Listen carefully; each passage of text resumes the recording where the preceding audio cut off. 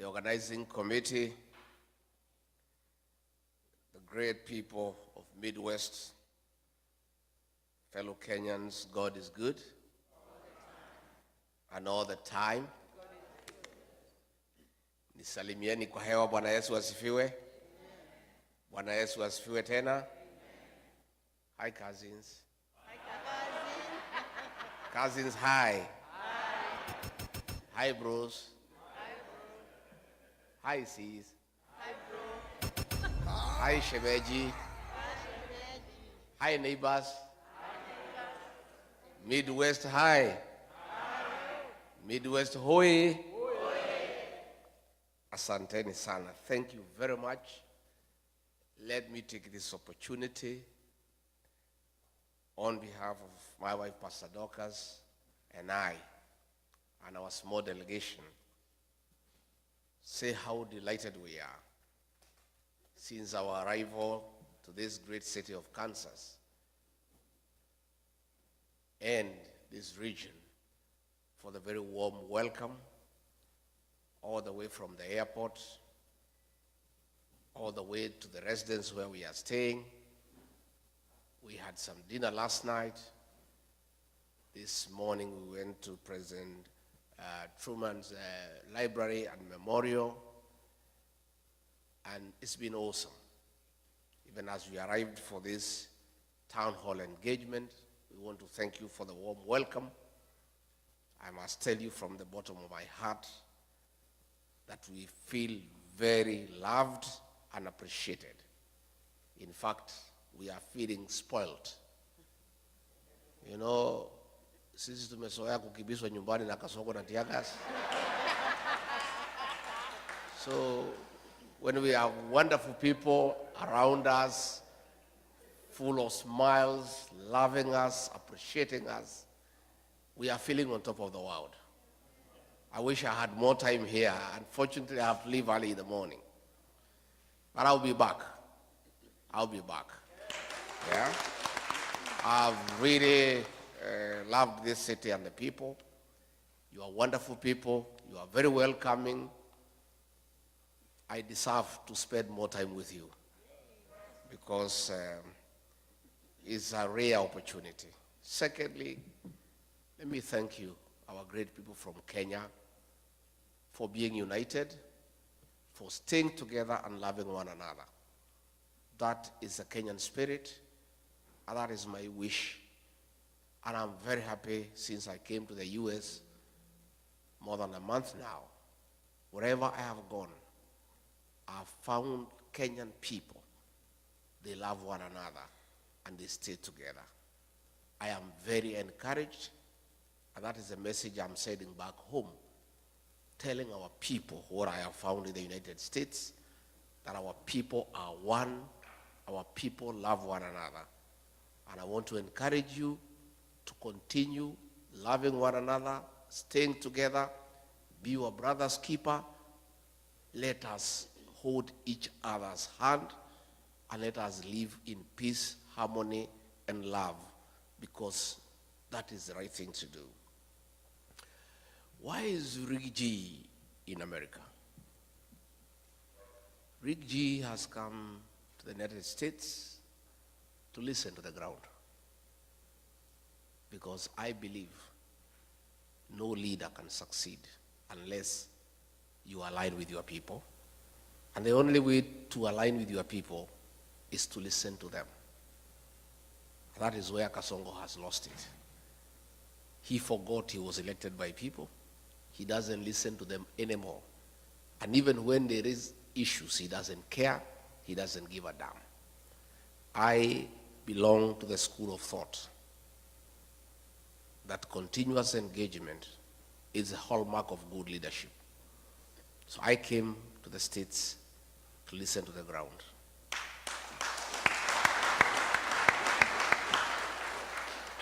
Hapa Midwest munasemaje? One time. Ati munasemaje? One time. Hapa ndio munasema? Yes. Kasongo ni one time. Mumeamua? Museme na sauti kubwa asikie akiwa nyumbani. Ati munasemaje? One time. Thank you very much. I've come because the people who live in the United States are part of Kenya. And they, like other Kenyans, care about home. And more than anybody else, the people living here are troubled by what is happening at home. They are anxious, they are fearful, they are worried. And I came so that I brief you as to what is going on back home. And I tell you the few ideas that we have of what we need to do. And I plead with you to walk with us in that journey, to liberate our country, to restore our dignity, to restore our country, and to make sure that we have a beautiful country that we call home. Because at the end of it all, east or west, I have no doubt in my mind that all of you in this hall and all of the Kenyan people across the United States and elsewhere have a plan one day to go back home. Is that true? And you want to go to a home that preferably better than where you are. So it is your concern, it is your prayer that home works, systems work, there is a peaceful environment to do business, there is security, there is healthcare, there is education, so that when your days come and you need to come back home, you can leave your children here continuing with your investments and retire back home to a very peaceful retirement, and that is what all of you would wish. I am aware sufficiently that you know what is going on at home, because you people do a lot of work back home by supporting families. And therefore, on a daily basis, you are in conversation with the people back home, and you, like all of us, are concerned about what is going on at home. And before I go into serious things, on a light note, cousin Omari, ako wapi Omari? Amanda. Where is Omari, the guy who is married in Lemuru? Omari? Omani. Where is he, the guy who is married in Lemuru? So when you see him, you tell him, traditionally, and I think that's why he has left. I think somebody from Mulima must have sold me. Because I wanted to tell him, traditionally, all the girls are my daughters. Yes. And payment of dowry is a life thing. So anytime, anytime you meet your father-in-law, you must. So I had hoped to kutana naye nyuma ya hema, anipatie kitu in dollars, because of having my daughter from Lemuru. Let me say this with a light touch. Let me say this. Back home, it's tough. There are tears. There is anguish. There is fear. There is uncertainty. Our children between the ages of 15 to 24 are being abducted and killed by the state. More than 200 kids since 2024 have been abducted, tortured, and killed, and others have disappeared. Parents worry. When you don't know where your child is, you cannot sleep. If you call your child and the phone is off, you are worried. And the situation has been worsened. That Kasongo and his boys have now gone berserk, and and they no longer fear, and they no longer pretend. The CS in charge of Interior, Kipchumba Murkomen, in broad daylight, gave an order to police to shoot to kill. A week later, Kasongo himself, shamelessly, in total impunity and total disregard of the Bible teaching that thou shalt not kill, in total violation of the Kenyan Constitution, publicly announced that our children should be shot in the leg. The chairman of the National Assembly Committee on Defense and Foreign Relations, Nelson Koech, corrected Kasongo very angrily that the kids should not be shot in the leg. They should be shot in the head. That is the situation we face as a country, where in total disregard of the Constitution, against biblical teachings, a president of a country elected by the people has the audacity to give orders for the extermination of our children. That is why Kenyans are saying, Bwana Kasongo, even if you pipe milk to our homes, even if you build roads made of gold, even if you paid us every day 100,000 shillings, your hands carry the blood of our children. And there is no way we can vote for you. And that is why the one-term movement is now like a religion in Kenya. Everywhere you go, where 2 or 3 are, that is the discussion. In the Uber, in the salon, in the matatu, in the bar, the discussion in the country is that this man must go because his hands bear the blood of our children. I want to say that this situation is loud.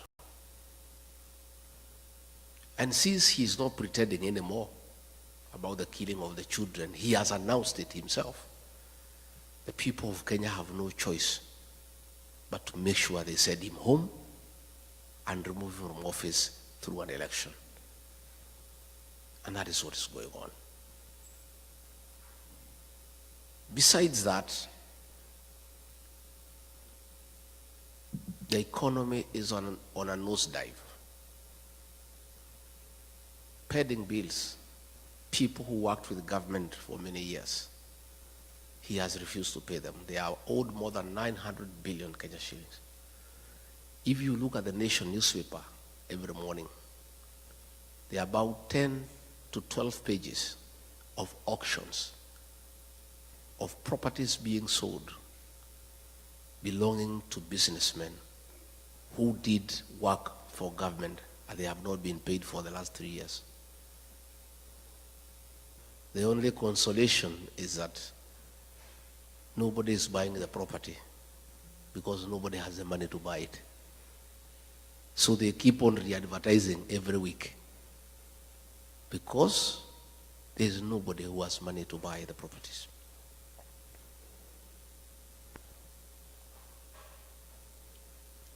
William Ruto found a working education system. President Mwai Kibaki, the 3rd President of the Republic of Kenya, the greatest leader of our time, brought free primary education, and President Uhuru Kenyatta improved it by extending to secondary schools and also bringing 100% transition from primary to secondary school. he found a working university financing model and a help. A working system most of you went through, including I, that he put it aside and brought something that is not working. As we speak, many university students are at home. They cannot access university education. Most principals of secondary schools and head teachers of primary schools are living in fear and in hiding because of being auctioned. The schools are being auctioned because they have not paid suppliers, because money meant for capitation has not been provided by government. So the education system is facing near collapse. The health system, and you people here in America know how important and critical a working health system means to our people. He found a system called NHIF that was struggling but working, that needed improvement. The people at NHIF had come up with a program that needed 800 million Kenya shillings to reform it and make it workable and compliant with the present times. Kasongo came and discarded that system and brought something called SHA and SHIF at a cost of 104 billion Kenya shillings, money that he's stealing with his cronies. And despite stealing all that money, the system is not working. And you people know that because you have parents back at home. You know when they go to hospital, they cannot get their bills paid by insurance. Again, that is something that he has destroyed. He came up with something called the housing levy, ostensibly to construct affordable houses for the people of Kenya. It is not the work of government all over the world to construct houses. Governments put up roads, water, electricity, drainage, sewage. It is the work of the private sector to construct houses.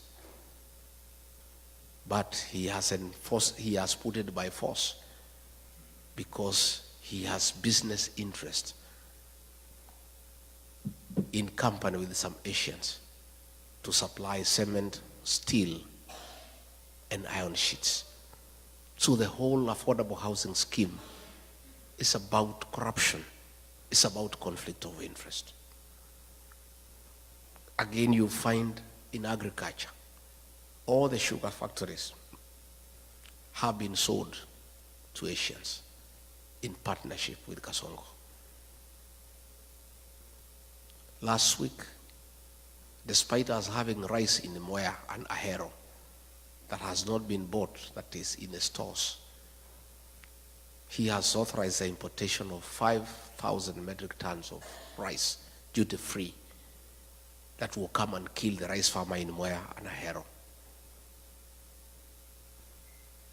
So you find, because of state capture, the president is in business in every sector. He is competing with every other businessman. And because of his advantage as president, he has killed all other business people. He's doing all the businesses in Kenya. I remember when we came into office, there's something called eCitizen. It was an app that was being operated by some private people and doing some little work for government. And when he came, he brought a lot of issues saying it is wrong for anybody in the private sector to collect money on behalf of government. And he said the Ministry of ICT must take up eCitizen. Little did I know he wanted the owners of eCitizen to come into the open. So when they came, he negotiated with them, took 80% of the business and said they should continue, and ordered all government services to be onboarded through eCitizen. Out of every 5 shillings that is paid through eCitizen, he pockets 3. That is not enough. The Auditor General has reported more than 10 billion shillings collected through eCitizen cannot be traced. So what is happening in Kenya is that we don't have a government. What we have is a criminal enterprise, theft of public funds, where the president has taken over all the businesses in the country. He's the chief procurement officer, He's a chief accountant. He is a supplier. He is everything. And nobody can ask a question. And that now brings me to explain to you why we fell out. I believed this man because he came with a Bible, and I'm a Christian. I'm the husband of a pastor. So when you come with a Bible and say you are saved, I believed this man. And all the things he told me and told the people of Kenya, we believed. I did not even have an MOU with him. We never wrote any agreement. I believed everything he told me. But when we arrived in government, it's a one-man show. He makes all the decisions. And all these decisions are selfish. It's about him. He's a businessman. He doesn't care for the country. And I started telling him this is wrong. Within a very short time, he captured Parliament. Parliament cannot ask a question. He captured the Senate. They cannot ask a question. He compromised all institutions of oversight. Nobody can ask a question. The only person who remained who could ask a question was Tinga, Raila Odinga. And he told me, we'll look for this man. He loves money. We'll give him some money. He'll also keep quiet. And sure, as December 25 is Christmas.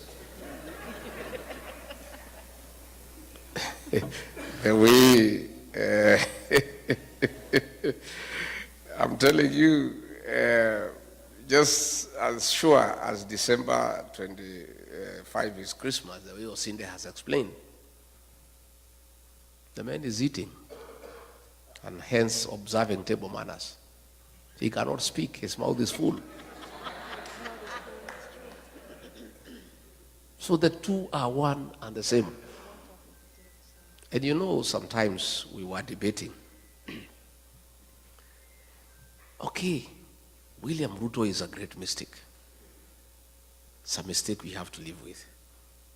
We made a mistake. I made a mistake. And I've apologized to the people of Kenya. But what was the alternative? Had we elected Raila Odinga, the same thing would have happened. The two would have crossed ranks. They start eating together the way they are doing today. So we are just saying Kenya was presented with two unpleasant choices. There were two hyenas, but they were different. One without teeth and one with teeth. And I think to a certain extent, President Uhuru Kenyatta was right. Probably we should have gone for the hyena without teeth because it will not finish us in one day. Yeah? Si ingetukula pole pole. Sasa, mimi, Rigathi Gachagua, decided to go for the hyena with the teeth. And it started with me. So somebody was telling me, much as I sympathize with you, nafikiri ni sawa, hii fisi iko na meno ilianza na wewe. Ndio sasa ikujie si? So yesterday I heard David Morathe saying that Jubilee can support Raila Odinga if they abandon William Ruto. Raila Odinga and William Ruto are birds of the same feather. None of them is an alternative. We must get rid of the two because they are Kenyans' problem. So when he bought Raila Odinga and he kept quiet, then he started stealing everything in the country. Started killing people. And I disagreed with him. And I was left as the only option now to fight for the people of Kenya from within government. Everybody else had been compromised. I was left alone. And I started fighting from within. So when he decided to kill our children, the Gen Z, I said no. And when he insisted and killed them on June 25th, 2024, I went to Mombasa and called a press conference as deputy president and told him off. And that was our parting shot. We never talked again from that day. We would only communicate in messages. because I called him out publicly for killing our children. If Rigathi Gachagua was a selfish man, I would have agreed with William Ruto, like Raila. We sit and eat, then we finish the country. Today I'll be a very wealthy man. I would have joined him in all the deals. E-Citizen, we do. Fuliza, we do. Medical equipment, we do. Because he was willing to let me eat so that I keep quiet. He was quite happy. In fact, he told me, "We wacha mambo mingi bana. We kuja tukule bana. Hii Kenya ni yako. Hii Kenya ilikuliwa na Kenyatta bado isha, ikakuliwa na Moi bado isha, ikakuliwa na Uhuru. We shida yako ni gani?" You know? Had I been just another Kenyan, like the Kenyans I see, if I was like Raila Odinga, a selfish person, I would have agreed with William Ruto. I stay as deputy president. I enjoy the privileges. There are many. And we eat. We finish the country. We let the children die. And I just sit there. But my conscience wouldn't allow. I am not a wealthy man, but I'm not a poor person. And I don't need money myself. My children are big, they are working. My wife is here, is a pastor. Nywele yake hata haihitaji 3,000. So, what reason would I had to join William Ruto in a gravity train to finish our country, to steal everything? I said no, and I paid for it, and I'm happy that I became the sacrificial lamb for the people of Kenya.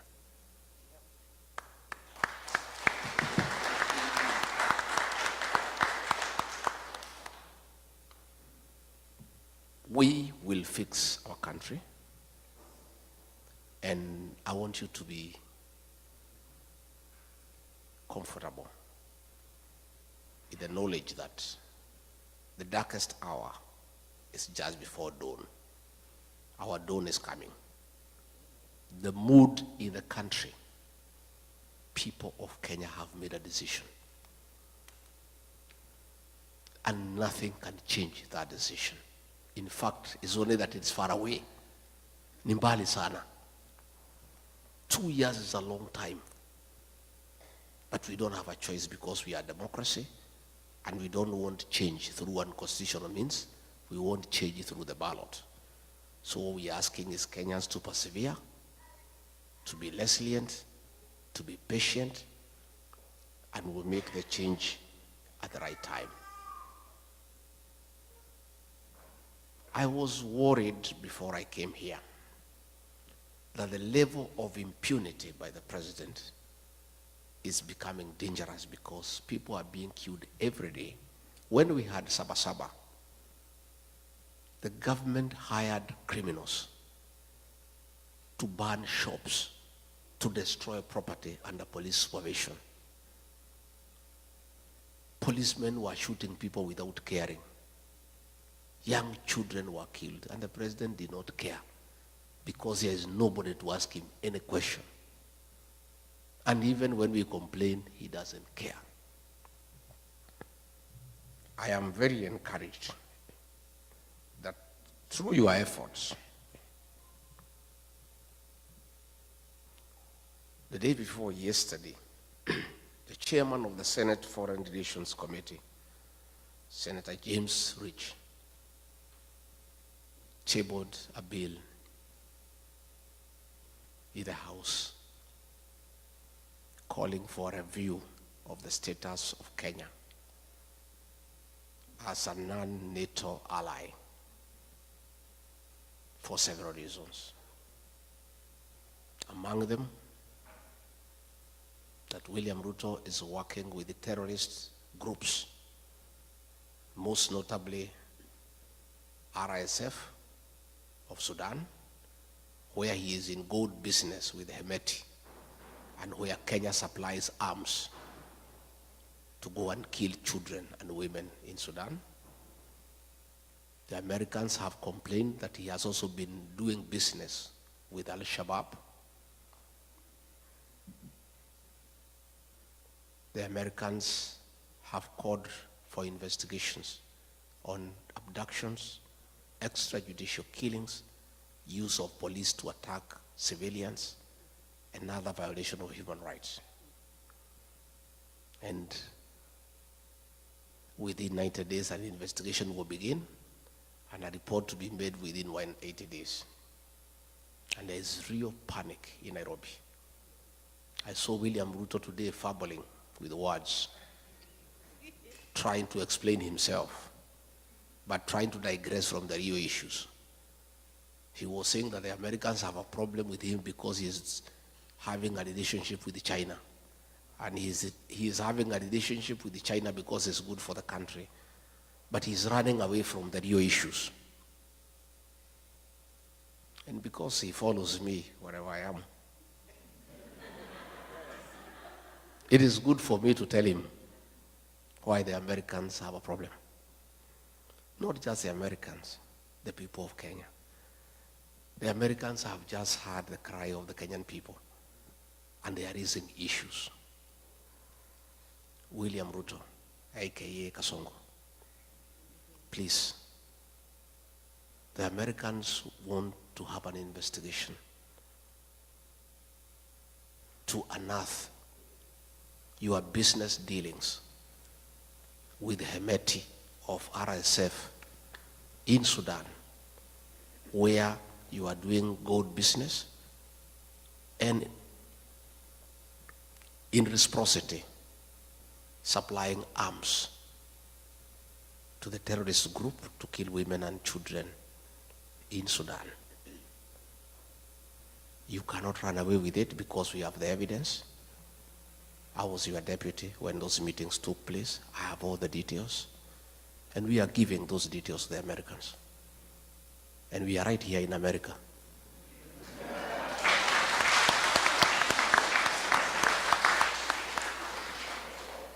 And much as you think we are stupid, don't just think we are just here, just moving around. We are also here to put the Kenyan case to the American government and to Congress and to the Senate.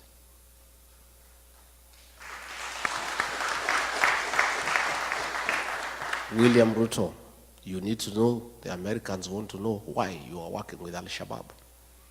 Why, when you are in Mandera, you met 3 leaders of the Al-Shabaab militia at night to discuss business with them. They want to know why. They also want to know why you have removed the requirement for vetting of non-Kenyans before they are given IDs. The Americans are concerned that suspected terrorists will be registered as Kenyans and they will find their way to America and the rest of the world and create terror in the world. Your decision to suspend vetting of foreigners before they are given registration in Kenya is a threat to world security. And not just the Americans are concerned, Kenyans are concerned too. And this you must answer. You cannot endanger the security of the world because of your business interest. It is true you are doing business with Al-Shabaab, but you cannot endanger world security. The Americans also want to know why, against the Kenya Constitution, you have become the worst violator of human rights in Kenya. Why are you abducting young children? Why are you killing young children? Why did you abduct American, Turkey nationals of American origin who were abducted and disappeared? These are things that are in the radar of the American security system. You can play around with people in Kenya, but you cannot play with the American government. They have you on the radar. And the evidence is everywhere. And you cannot run away from it. So please, don't hide behind China. The issues you need to confront are well known to you. That you have compromised world security in pursuit of business interests. And this time around, you will not escape. You may push people around in Kenya. You may harass everybody in Kenya. But I don't think you have the capacity to harass the American government. And they have you under the radar. You can run, but you cannot hide. Your day is coming. I want to say that the evidence is there. The shoot to kill orders by Kipchumba Murkomen, he cannot deny. Your own order of shooting people in the leg, you cannot deny. So even if you get the PS for Foreign Affairs to issue statements, the evidence is everywhere. And you must be held to account. In fact, the other day when I was here, I was with some senior American leaders last Sunday. And we were watching live a meeting taking place in Muranga, where policemen were beating leaders and they were protecting armed goons. And these American leaders could not believe that it is possible for policemen to attack civilians. They could not believe it. They could not believe that policemen can escort gangs to beat civilian population. William Ruto, that evidence is here in America. And there's no way you can run away from it. And those things will come to light. On that matter, let me appeal to all of you. In your respective states, you have senators, you have elected, you have congressmen, you have elected. Please tell them about Kenya. Tell them to support this bill when it comes to the floor of the House. Give them details of what is happening in Kenya so that they are well informed, so that they can support the bill, so that a review is done. And our request to the American government and the American people, please don't punish Kenya because of the atrocities of William Ruto. Don't withhold military aid to Kenya. Don't withhold sharing of intelligence with Kenya. Don't withdraw all those facilities that come with that privilege of being recognized as an ally of the NATO states. All we are asking the American government to do, once you confirm all these concerns, help us. Don't have sanctions against the people of Kenya or our country. Please, just do the right thing. Impose sanctions on William Ruto as a person, never to come to America.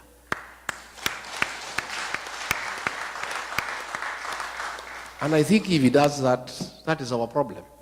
Kenya should not suffer because of one person. Let's deal with the person.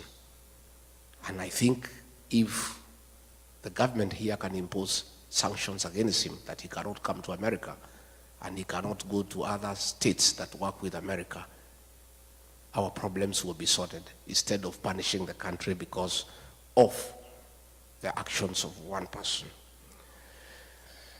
Diaspora people,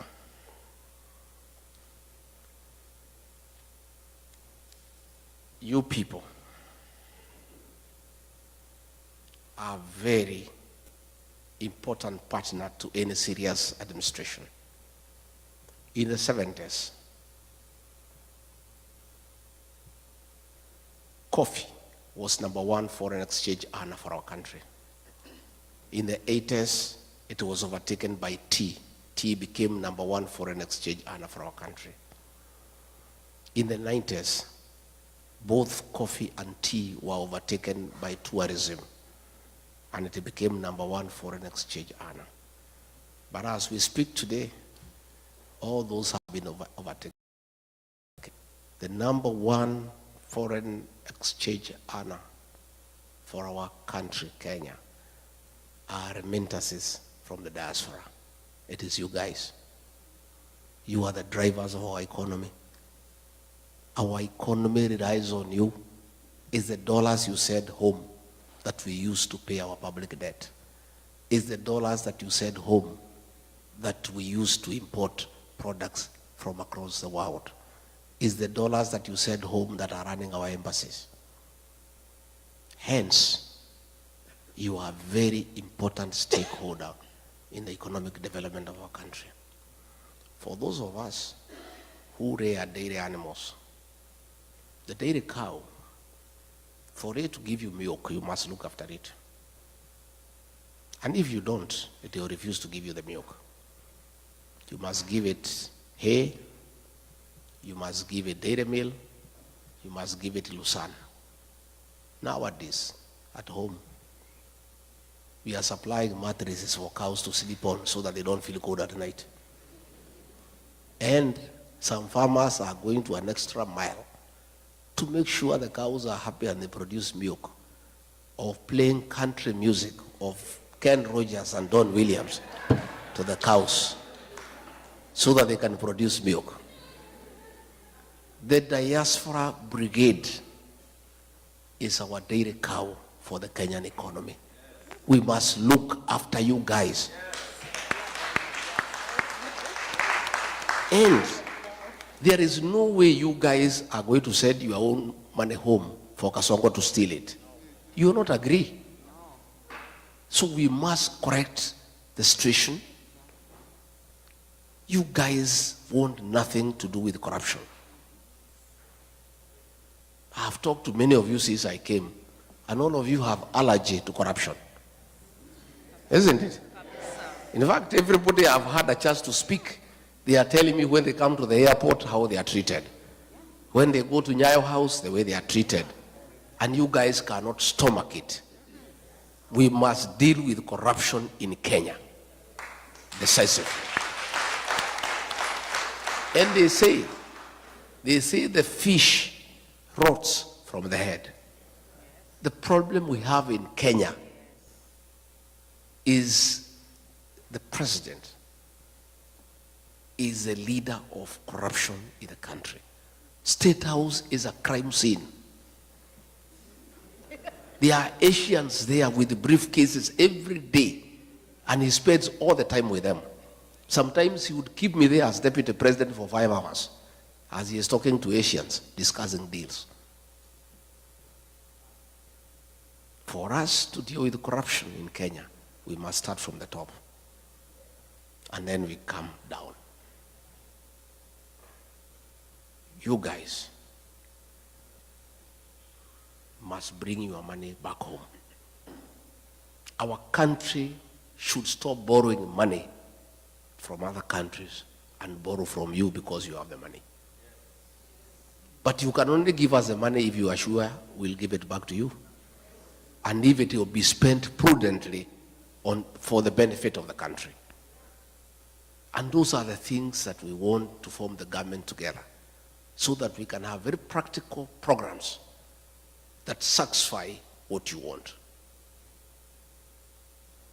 I have said, and I said in Texas, that you guys, going forward, working with us when we form government, we want you to form a very strong diaspora bank for your money, for your investment here, with branches in Kenya and all over the world. You guys have sufficient capital to start a big bank, and you have the right personnel to run that bank professionally. And you see what will happen. If you have a diaspora bank with branches in Kenya, all the properties you have bought in Kenya, you'll use them as collateral to borrow money from that bank and invest here in America. But as it is today, all the plots and the land you have bought in Kenya cannot help you, because you are borrowing here from the banks here and they cannot accept Kenyan titles. Again, we need a discussion with you guys on how we vet developers and people who build houses for you and who sell you land, so that we eliminate the crooks who keep on conning you from time to time. We want to have a conversation that it is immoral and wrong to have double taxation. You cannot be taxed in America. After paying your taxes from your savings, you send money back home and then it is taxed again. That is a discussion we are going to have, so that the money you remit home must be exempted from double taxation, because you have already paid tax in your country of origin where you are working. We need to discuss, how do we encourage you to save at home? Can we have an incentive-driven package where we give you an interest rate that is higher than what you have here in America, so that you have the motivation to save your money back home, so that this money can be available for on-lending to other people and for government work, and your money is earning higher interest than your country where you are working. So I'm saying, I have come to start engaging with you. I don't want to engage you when we form government. I want to start this engagement mapema. So by the time we form government, because we are going to form government, already we have a plan in place for implementation. And that is why I want to create a mechanism for engagement with you people the way we are engaging today, so that we have a way we shall be engaging, so that you tell us what you want us to do. We also benefit from your experience in a country that is working. Devolution here is working. You know, I was here last night, it was raining. When we came out, you cannot even know it has rained because the drainage works.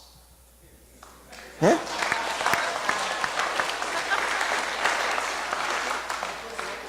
Kwetu ikinyesha, hata hutaki kwenda nyumbani. Because you are sure you need a mkokoteni to take you to your car. You know, we were here and it rained very heavily. By the time we went outside, you cannot even know there was rain. We need to learn from the best. And that brings me to the question of the involvement of diaspora in running government. It is my intention that we work together so that you are part of us and you become part of the decision-making process, so that we benefit from your experience in a country where things are working.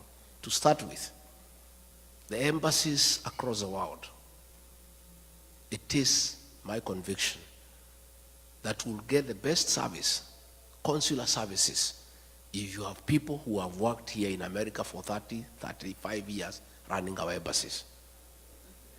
Yes. Yeah? We would get the best investment opportunities if you have people who know what the Americans want in the embassy, because you know their strength, their weaknesses, their preferences, and where we can do business together. I mean, an ambassador serves for 4 years. So when you appoint a politician from Nairobi to come to Washington, he takes 1 year for us to know his way around here. Exactly. True? True. First 1 year. Yes. Where do I take my children to school, hospital, nini, 1 year imeenda. Second year, start making friends with the Americans here. Imeisha. Mwaka ya 3, kujua Wakenya wanakaa wapi. Before he can even now start working, he is on his final year. Isn't it? But if you have somebody who has stayed here for 30 years, already who has a home, we simply walk to the office and start working without wasting any time. Ataletwa tu Nairobi, there is a course there, kufundishwa kukula na uma nini, already you know. Okay? So even that course you'll be exempted. Senor, you know, they come there, how to hold a wine glass, nini, what, table manners, nini. So you guys, those things you already know. Yeah? So nafikiri, you only come for that course for 2 weeks to understand your reporting mechanism. How will you be working with the PS? How will you be working with the president? Those are the little things mtafundishwa wiki mbili tatu. But all the other things here, you know. Isn't it? So it's my intention. And that is a promise I'll keep.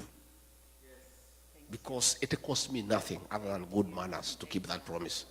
You guys are already here. You have the papers. Mumesoma. You know the place. You know your way around.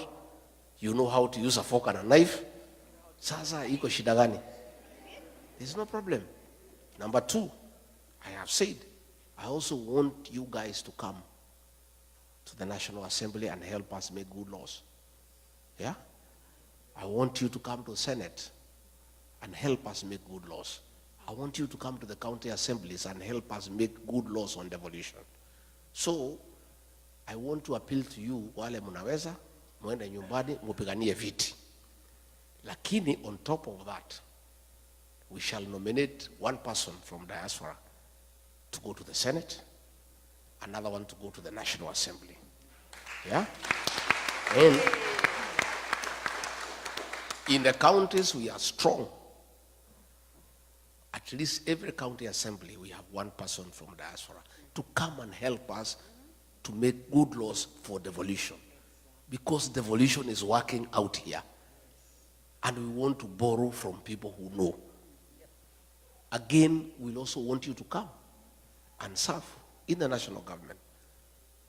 Let us have 1 or 2 PSs, wako pale. Let us have a cabinet secretary, ako pale. Let us have people in parastatus. You guys have the necessary expertise and experience. And I think for any leader who wants to make a difference, it is foolish not to utilize the available capacity for the country. And you guys have all the necessary capacity to assist the president to run a country successfully. So these are things that we want to do, and we'll be able to help each other. Again, I said when I was in Texas that we'll have to add 2, 3 consulates across this large country to help. I think asking everybody to go to Washington or Los Angeles is a bit too hectic. So we'll add 1 or 2 or 3. Again, we'll introduce mobile consular services so that we have people coming here for a month. They issue IDs, passports, they go to another state. That is something we can be able to do so that we make it a bit reasonable and cheaper for you to access consular services by bringing the services where you are. I am a strong believer. I am a very strong believer that it is our business to take the government to the people, not the people to the government. It is us to take the government to the people. We will bring consular services to where you are, because that is the right way.